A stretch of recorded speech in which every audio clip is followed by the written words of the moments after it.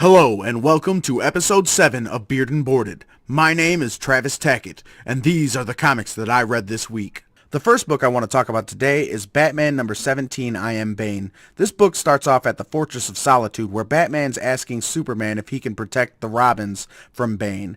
Meanwhile, Alfred and Gotham Girl are breaking into Arkham to see if they can find Psycho Pirate and have him fix the damages he's done to her from the earlier storyline. Also, Bane and his henchmen are looking for the Bat family and trying to capture them to use them as leverage against Batman. And overall, I'd say the art in this book and the story are looking really good, and I definitely recommend it. I'd probably give this book 4 out of 5 bearded Batmen. The next book I want to talk about today is Marvel Monsters Unleashed number 3. Now, originally I wasn't on board with this book, but issue 3 really changed it for me. Basically, there's monsters falling from the sky, and they're attacking cities all over the planet. And there's also monsters coming from the ground, and they think that they're coming to attack the cities, but actually they show up and they start attacking the other monsters that aren't from Earth, stating that Earth is theirs to take over. After they destroyed all the monsters that were showing up, they just disappeared. And it comes to find out that these monsters appeared because the little boy that's been drawing monsters actually is summoning them.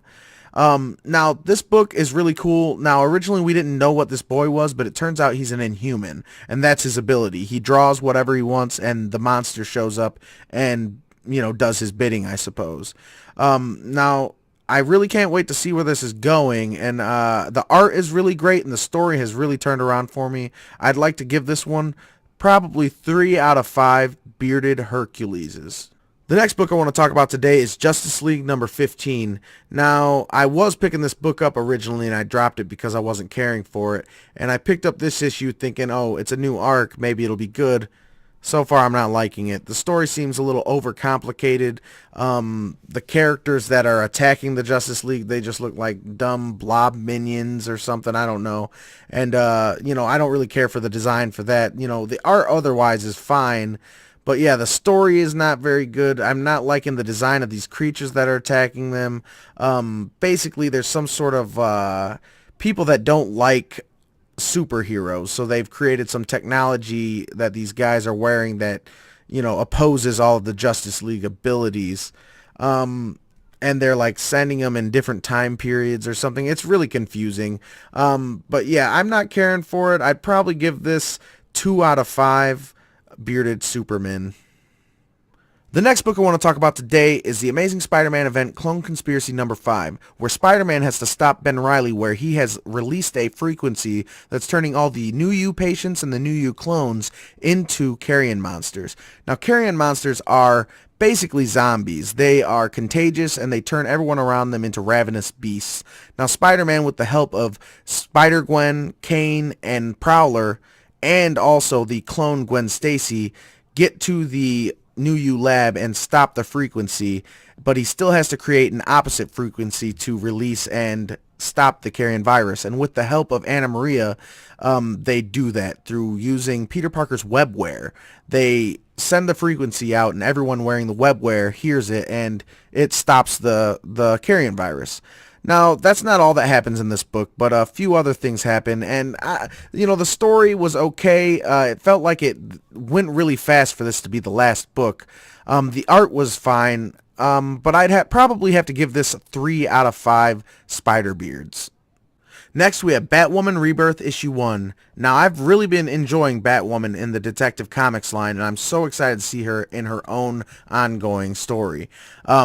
This issue is really great. It gives a lot of her backstory. It shows that she had a twin sister and her mother, and they were kidnapped and murdered in front of her when she was a young child. And it kind of explores the rest of her life. It shows that she had trouble with alcoholism, and that she's been in many relationships. The story looks like it's about to be really great. It shows a lot of flash images of the present, of the past, and what might be the future for Batwoman, and I'm really excited to see where it goes. The art is really great in this book, and so far the story is really great in this book. I'd probably have to give this 5 out of 5 bearded Batmen. Next we have Daredevil number 17, where Daredevil's explaining the reason no one knows who he is anymore. I guess for a while he was running with his secret identity known, and he had to get it put back under wraps because him and his, girlfriend at the time were being attacked by villains, and he wasn't able to act as Daredevil and act as a lawyer at the same time because they were a conflict of interest. You can't go beat someone's ass as a vigilante and then throw him in jail as a lawyer. It just doesn't work that way. So he's going through the Marvel Universe asking, Doctor Strange to use his magic to make people forget. He tells him he can't do that. Then he goes to Silver Surfer. Silver Surfer says he can't use the power of Cosmic to help him. And he goes to this demon guy. I'm not really sure who his name is, but he suggests him go to Mephisto, the guy that made Peter Parker and Mary Jane their marriage go away. Going to Mephisto is not the way. It's not going to help you. The storyline is going really well. The art is really cool. It shows Matt Murdock in this cool red outfit when he was his identity was out and he was acting as Daredevil just as Matt Murdock. The art is really great. The storyline's looking like it's going to be cool, and the twist ending, I think the next book is going to be really fun. I'd probably give this 5 out of 5 Matt Murdocks with a beard. Next we have Green Lanterns number 17 with Simon Baz and Jessica Cruz in Gotham City helping Batman to deal with the Scarecrow, who somehow figured out how to use the Sinestro Corps' yellow light of fear to basically control and harness fear of the citizens of Gotham. Now, he's created some sort of frequency or some sort of thing that's affecting the people of Gotham, and they're all feeling fear and rage, and they're trying to attack people. Now, the story in this book was really fun. Seeing the interactions between Simon Baz and Batman was really great. In the last book, Simon Baz almost had an accident with his gun, and by the end of this book, he's basically kind of decided he needs to trust in himself and trust in the Green Lantern ring, and basically he tries to hand his gun into Batman, and Batman's like, look, I don't collect guns, I don't touch those. That was a pretty funny moment, and the storyline in this is really great. I love the Green Lanterns. The art is fantastic, and seeing the Scarecrow as a Yellow Lantern, or using the yellow fear energy, is really cool. He's probably the best character to be a Yellow Lantern. It makes a lot of sense. So yeah, I'd probably have to give this one 5 out of 5 John Stewart beards.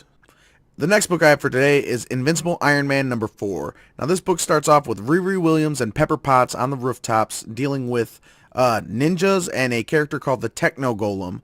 Now this character has already stolen Riri Williams' armor, and basically this character has the ability to absorb people's mechanical items and their armor and turn it into a suit of armor of her own. She is a Inhuman that Tony met a few issues back and named the Techno Golem. So far the story is really cool. It shows off how Riri Williams knows how to deal with problems even without her suit. She basically goes downstairs and finds a kid with a laptop, puts Tony Stark's AI in the laptop, and then uses his knowledge of the Techno Golem to deal with the situation. The art is really great. The storyline is going really well. I really love Riri Williams, and I'd suggest anyone check them out if they're interested in checking out any cool female superheroes. But yeah, I'd probably give this one 4 out of 5 demons in a bottle. Next, we have Superman number 17, and this book barely deals with Superman. It's mostly dealing with his son, John Kent, and John's friend, Kathy.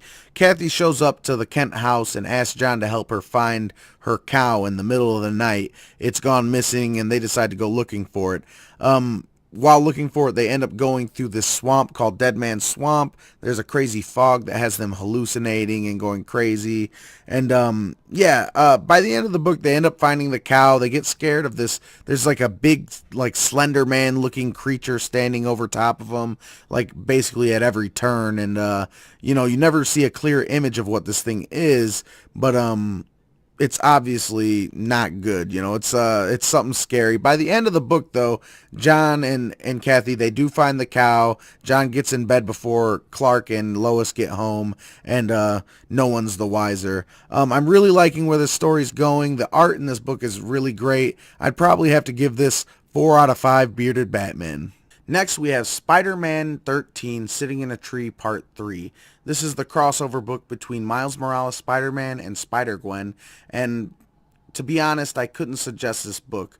The story is going nowhere. They've been sitting in Miles Morales' dorm room just talking about the event for the last 3 books, and the story they're talking about has gone from 0 to 1 in 3 books. It's nothing's happening. He's found his father, but it might not be his father. It's probably just that dimension's version of him. The picture you see behind me is probably the coolest thing in the book, and it's just a flash where they're trying to escape the cops, so they use their interdimensional portals to disappear and then reappear.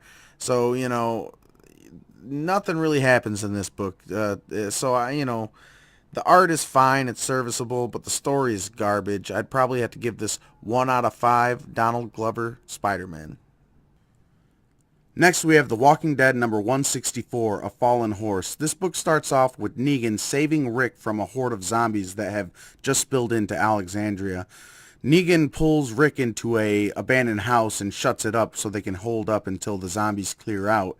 Meanwhile, the Alexandrians and the rest of the, Rick's crew are trying to clear out the herd, and also the Saviors, Negan's original group, they're looking with binoculars and telescopes to see that, it looks like they're getting overrun, and maybe after they get killed by all these zombies, we can go clean up.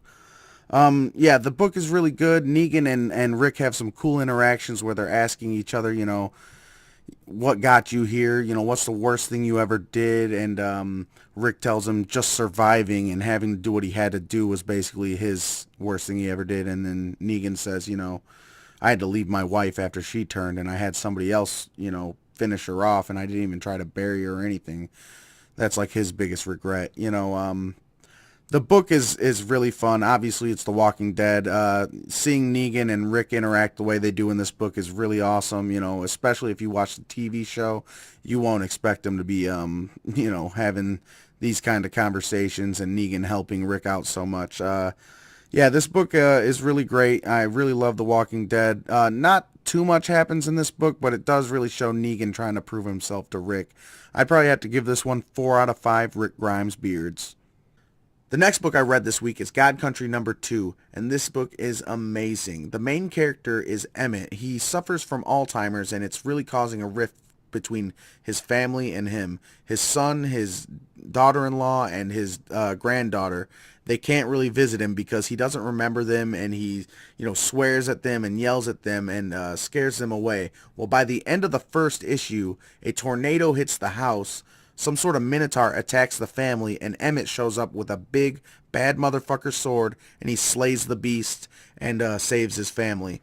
And in the beginning of this issue, it starts off from there. He's basically like, oh my gosh, my house is destroyed. That's not going to do. He uses the magic of the sword and repairs his house the way he remembered it. And he talks to his daughter-in-law and he talks to his son, and they realize, wow, he can remember us. This is amazing. But they really would wish that he'd put that sword down while he hangs out with his granddaughter. It's pretty entertaining. I really love the dialogue in this book. The art is fantastic, and the storyline is going in a really interesting direction. Well, after that, a character called, I think it's Aristus, the god of war, he shows up and basically tells Emmett, you got to give me that sword back. And the sword ends up talking and says, look, my name is Valofex, and you're not going to remove me from this man. I chose him to wield me. And he tells him that you will respect each other. So the two decide to go on a walk, and they talk to each other about the sword. Aristus tells him, look, if you wield that sword, then my father will come for it. And he will remove it from you. And if you're not using that sword and you don't have a worthy reason to use it, it will destroy you. And he told him, well, if you can give me my mind back, I'll give you this sword. But if I lose my memory, I'm not going to give up this sword. And the Aristus, he says he understands that losing your mind would be, one of the worst consequences, you can think of. And if wielding that sword gives you your memories, then he understands. So, Aristus says, well, what do you want me to tell my father when I return? Because he's going to want to know word from you. And he basically tells him, come get it. which is pretty badass. You know, he's obviously a country boy. You know, the art design in this is really cool. It's not like after he got the sword, he got all these rippling muscles. He's still his old, you know, run down looking self. He's got a big beer belly or something, and you know, the art is fantastic. The character design is really fun, and I definitely recommend this. I'm gonna have to give this one 5 out of 5 Emmett Beards. The next book I want to talk about today is Sex Criminals number 16, and this book is ridiculous. It's really fun. They haven't released a book in 8 months, and the writers are definitely aware of that. They basically give you a rundown of the last 15 books in the first like 3 or 4 pages. Pretty detailed explanation about what's going on in the book, and yeah, it's a really great jumping on point if you wanted to read this. Basically the characters in this book, they have different abilities that come about whenever they have orgasms. The two main characters can freeze time, and when they freeze time, they go rob banks and do a bunch of mischief and stuff like that. And then there's other characters that have different abilities when they do, you know, have an orgasm or whatever. You know, I don't want to give too much away about this book. It's a pretty explicit, pretty dirty book, but if you're an adult and you like reading, you know, really off funny books and stuff like that, this is definitely the book for you. And I'd probably give this one 5 out of 5 beards for originality and ridiculousness. Well, that's the end of this week's episode of Beard and Boarded, but it doesn't have to be the end of this week's conversation. If you want to talk about any of the books I read this week, go ahead and leave me a comment in the comments section. Also, if you want to purchase any of the books I read this week, I've left links in the description below to where you could buy them. And if you could like, share, and subscribe to my YouTube, I've got 46 subscribers right now. I'm going for 50 by the end of this month, and I would love to hit that goal. And one last thing, I got these boys back here, as you can see behind me. They've started this new podcast called Mixed Up Feelings Podcast, and I definitely suggest you go check it out. These guys are funny. They talk about normal, everyday things, and on top of it, they're funny. They got 3 episodes out right now, so you could hit the ground running with them, and you won't regret it. Mixed Up Feelings Podcast, hashtag Muff Boys, hashtag Squad Goals, hashtag Fuck Doug. That's the end of this week's episode of Beard and Boarded. Beard and Boarded.